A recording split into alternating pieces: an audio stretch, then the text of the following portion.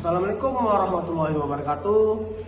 Baiklah, kembali lagi di sini bersama saya dalam membahas isu-isu pendidikan di Indonesia. Pendidikan merupakan salah satu dari fondasi utama dalam membentuk kualitas sumber daya manusia dan masa depan suatu daerah. Namun, hingga kini masih terdapat wilayah-wilayah di Indonesia yang belum menikmati layanan pendidikan secara merata. Papua menjadi salah satu contoh nyata bagaimana tantangan geografi, sosial, dan kebijakan dapat memengaruhi akses dan kualitas belajar anak-anak. Kondisi di lapangan menunjukkan bahwa masih banyak masalah-masalah mendasar yang perlu menjadi perhatian serius pemerintah dan masyarakat untuk memahami lebih jauh. Penting untuk melihat berbagai persoalan pendidikan yang terjadi di Papua pada tahun 2025 ini. Mulai dari sekolah yang tidak beroperasi hingga minimnya akses menuju pendidikan tinggi. Langsung saja kita masuk pada isu pertama, yaitu isu-isu yang kita dengar. Sebuah sekolah terbengkalai dan kekurangan guru. Di banyak daerah pedalaman Papua, sekolah tidak berfungsi sebagaimana mestinya. Ada sekolah yang sudah bertahun-tahun tidak melakukan kegiatan belajar mengajar karena tidak memiliki guru, yaitu guru tetap. Banyak bangunan sekolah rusak, tidak terurus, dan peralatan belajar yang minim.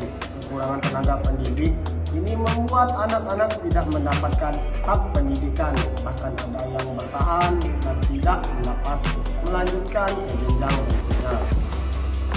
Baiklah, kita lanjut ke isu yang kedua, yaitu rendahnya akses pendidikan tinggi. Partisipasi pendidikan tinggi di Papua pada tahun 2025 masih sangat rendah dibandingkan rata-rata nasional. Banyak pemuda tidak bisa melanjutkan kuliah karena keterbatasan biaya dan sulitnya akses menuju kota, serta minimnya infrastruktur kampus di wilayah mereka. Kondisi ini membuat peluang mereka untuk meningkatkan kualitas hidup semakin terbatas dan memperbesar kesenjangan pendidikan dengan daerah lain. Selanjutnya kita akan membahas isu yang ketiga, yaitu sarana dan prasarana pendidikan tidak memadai. Fasilitas sekolah di banyak daerah Papua masih jauh dari standar.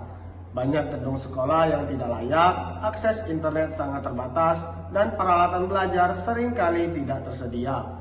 Perbedaan kualitas fasilitas antara daerah perkotaan dan pedalaman sangat nyata, sehingga kualitas pembelajaran menjadi tidak merata. Anak-anak di daerah terpencil lebih tertinggal. Baiklah, kita lanjut ke isu yang keempat, yaitu kebijakan belum merata dan data pendidikan tidak sinkron. Meskipun pemerintah menyalurkan dana otonomi khusus untuk pendidikan, bantuan tersebut tidak sepenuhnya merata. Beberapa wilayah tidak terdata dengan baik dalam sistem seperti Depodik, sehingga siswa yang sebenarnya membutuhkan malah tidak menerima bantuan.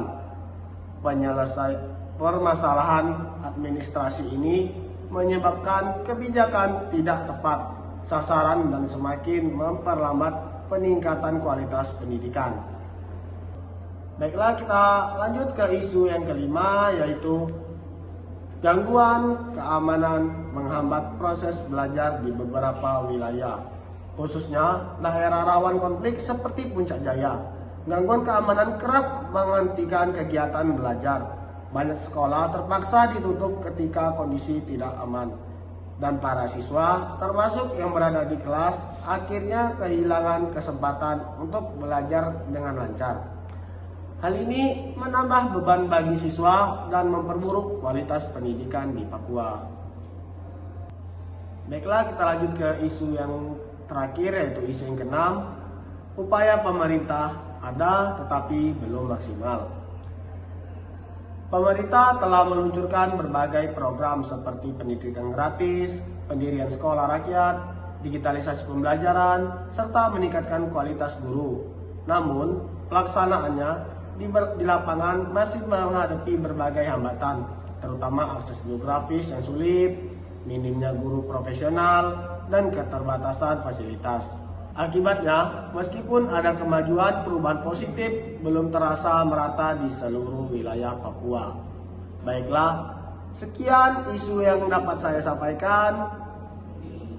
Saya akhiri, wabillahi taufiq wal hidayah. Wassalamualaikum warahmatullahi wabarakatuh.